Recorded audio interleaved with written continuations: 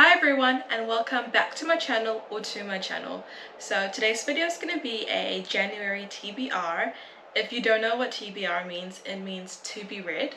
So I'm just going to share all the books I want to read in the month of January. I'm very excited. I got a lot of books for Christmas and let me tell you, I do not have time to read all the books I have. Like, I picked out 8 books to read for January, but knowing me and the fact that I work, I have uni, I have a husband, I have a social life, well not really, but I try to have a social life and I have some other hobbies to do, and I literally cannot stay up past 11 p.m. It's really bad. So I'm gonna try my best to read all of these books maybe in the month of January. If not, they will move on to my February TBR. But anyways, let's get on with this video. So the first book I have right here, just saying these aren't in the order I'm gonna read them in, this is just the order for the video. Okay, so this one right here is called Beach Read and it's by Emily Henry, and it's basically about, let me look at my phone for my notes.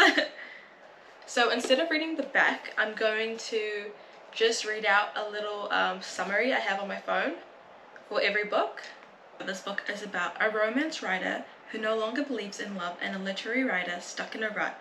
They engage in a summer-long challenge that may just unpaint everything they believe about happily ever afters. So that's this book here. Just because it's called Beach Read, I feel like I'm gonna read this book when I go to the beach. I don't know, just something about being called Beach Read, right? So the next book I have is a Colleen Hoover book and it's called All Your Perfects. I really like the purple. I love purple. It's a really pretty cover. Let me just tell you guys what this book is about. So All Your Perfects is a profound novel about a damaged couple whose potential future hinges on promises made in the past.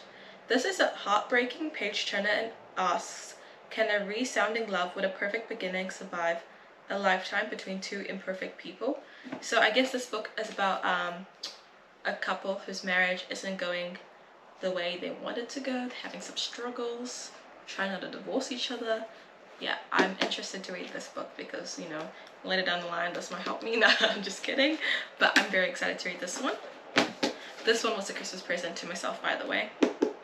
So the next book that I want to read is called The 7 Husbands of Evelyn Hugo, and everyone keeps telling me this book is good, so this is why I got this book. So this book is about the Hollywood legend Evelyn Hugo, who chooses an unknown reporter, Monique Grant, to tell her life story. Evelyn recounts her time in the golden age of Hollywood, her rise to fame, and her 7 marriages, revealing stunning secrets and lies. This sounds juicy, your girl loves the tea, and I mean 7 husbands is a lot. Like, I can't imagine, I mean 1 is enough, but like it's not like she had them all at the same time, but you know, being married 7 times, just... So the next book I want to read is called As Good as Dead by Holly Jackson, and it's the 3rd book of the Good Girl's Guide to Murder series. And I really, even though it's I guess it's aimed more towards like young, I'm a young adult, but like I guess teenagers, I still think it's very interesting. Like, I kept turning the pages, I just wanted to know what happens. So the series is about a girl named Pip who basically solves this murder mystery that happened in her school a few years ago, and basically they closed the case, but she was like, this is fishy, and she dove deep, when I say deep, deep into it, and some truth was revealed. Yeah, that was probably like a really crappy explanation, but let me just read the summary for this book here. Pip is about to head to college, but she is still haunted by the way her last investigation ended. She's used to online death threats in the wake of her virtual true crime podcast, but she can't help noticing an anonymous person who keeps asking her, who will look for you when you are the one who disappears? And this is the thickest one. It's 500 pages. That's very thick, but it's so good that I don't care how thick it is. So the next book I have is this book right here called Dreamland by Nicholas Spark. It is his newest book and my mum bought me this for Christmas. I really love the cover. It's really pretty. So this book is about a woman who is escaping an abusive relationship with her 6-year-old son. She's trying to piece together her life in a small town far off the beaten track. With money running out and danger seemingly around every corner, she makes a desperate decision that will rewrite everything she knows to be true. So I'm really excited to read this, and I know Nicholas Spark can be a bit bland, like every single book is based in a small town, but like sometimes bland is good, so I'm excited to read this book. So the next book I have, I actually talk about bargain. Like, I got this book for $4 from a secondhand bookstore, and it's actually like, how much was it? Like $40? This hardcover, because it's hardcover.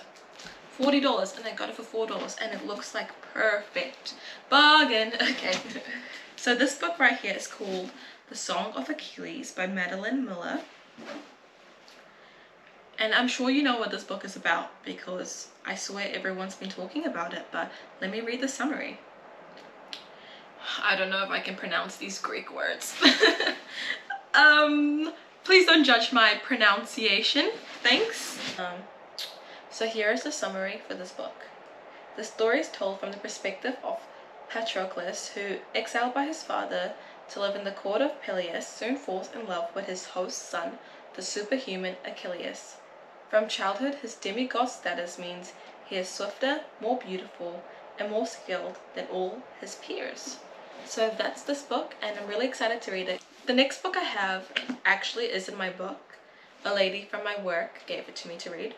She was very kind. She brought me like a bag of books to choose from, and this one here is called The Murders at Fleet House by Lucinda Riley. So I've never read a book by Lucinda Riley, and everyone keeps saying she's really good, and it's so sad that she died before she completed her series, The Seven Sisters, but I'm excited to read this. This is the summary for it. What seems like an accident soon begins to look like a murder, and D.I. Jazz Hunter is pulled back from her sabbatical and her new life in Norfolk to look into the student's death. So I think this is based in a boarding school, and a student dies, and you know, stuff happens. So I'm excited to read this book. It's very thick. Oh no, it is very thick, but the writing is very big, so that's why it's thick. So it's not too daunting. The last book I have is called This Tender Land by William Kent Krueger. That's what it's called. So the Lincoln School is a pitiless place where hundreds of Native American children, forcibly separated from their parents, are sent to be educated. It is also home to an orphan named Odie O'Banion, a lively boy who exploits earn him the superintendent's wrath. So this is this book. So I guess not everyone there is an orphan, but they are forced to be there, and I guess things go wrong and he does something bad, and then they skirt out of there. So yeah, this is this book. So there you have it. Those are all the books I want to read in January. I hope I can get through all of them. Like I said before, if I don't read them all, they will go into my February TBR. I'm not a very fast reader. I'm very slow at reading. My brain takes a while to process what I'm seeing on the page. And yeah, please let me know if you did enjoy this video, so I will like make more book videos because I really love books, and I want to make more book videos because, you know, why not? So if you made it all the way to the end of this video, thanks for watching. I hope you had a lovely Christmas and have a happy new year, and read lots. And remember, like, everyone reads at a different pace. I'm not those crazy YouTubers. I don't know how they do it. They read like 20 books a month. Cannot relate, but don't compare yourself. If you read one book a month, that is amazing. One book is good. That's better than nothing. So don't compare yourself. Just try your best. Everyone goes at their own pace. But yeah, thanks for watching, and I'll catch you in my next video.